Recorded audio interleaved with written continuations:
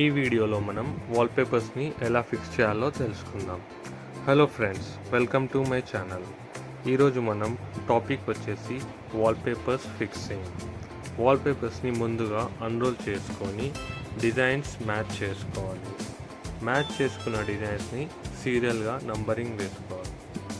అలా చేయడం వల్ల వాల్పేపర్స్ ఫిక్స్ చేసేటప్పుడు మనం ఒకదాని తర్వాత ఒకటి ఏ కన్ఫ్యూజన్ లేకుండా ఫిక్స్ చేయడానికి ఈజీగా ఉంటుంది.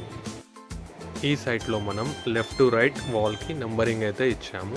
సో మన ఫిక్సింగ్ వచ్చేసి కూడా లెఫ్ట్ సైడ్ నుంచి రైట్ సైడ్కి అయితే వెళ్తుంది. నంబరింగ్ అయితే అయిపోయింది. ఇప్పుడు మనం నెక్స్ట్ దీనికి కావాల్సిన గమ్ని ప్రిపేర్ చేసుకుందాం. వాల్పేపర్స్ ఫిక్స్ చేయడానికి ఒక స్పెషల్ గమ్ అయితే వస్తుంది. ఇది పౌడర్ ఫామ్లో ఉంటుంది. దీన్ని మనం వాటర్లో స్టిర్ చేసి మిక్స్ చేసుకోవాలి. ఇలా ఈ విధంగా మిక్స్ చేస్తూ ఒక స్పెషల్ కన్సిస్టెన్సీ అయితే వస్తుంది. ఆ కన్సిస్టెన్సీ వచ్చాక మనం కొంచెం ఫెవికాల్ని అయితే వాడచ్చు. దీనివల్ల కొంచెం స్ట్రెంగ్త్ అనేది పెరుగుతుంది. గమ్ అనేది ఆల్మోస్ట్ రెడీగా అయింది. ఇప్పుడు మనం వాల్ని అయితే క్లీన్ చేసుకోవాలి నీట్గా.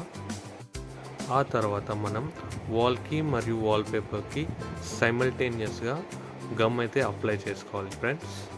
ఇలా వాల్కి వాల్పేపర్కి అప్లై చేసుకున్న తర్వాత మనం ఒకదాన్ని అయితే ఫిక్స్ చేసుకోవచ్చు.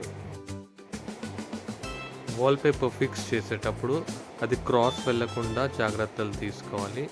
ఒకటి క్రాస్ వెళ్ళినా మొత్తం డిజైన్ అయితే క్రాస్ అయిపోతుంది.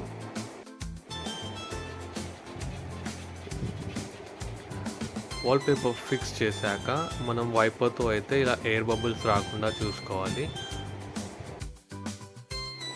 ఇలా ఒకదాని తర్వాత ఒకటి వేస్తూ వెళ్ళామండి. 3 లేయర్స్ వచ్చేది. ఇక్కడ ఒక స్విచ్ బోర్డ్ అయితే అడ్డం వచ్చింది. సో ఈ స్విచ్ బోర్డ్ కాడ కటింగ్ చేసుకోవాల్సి ఉంటుంది.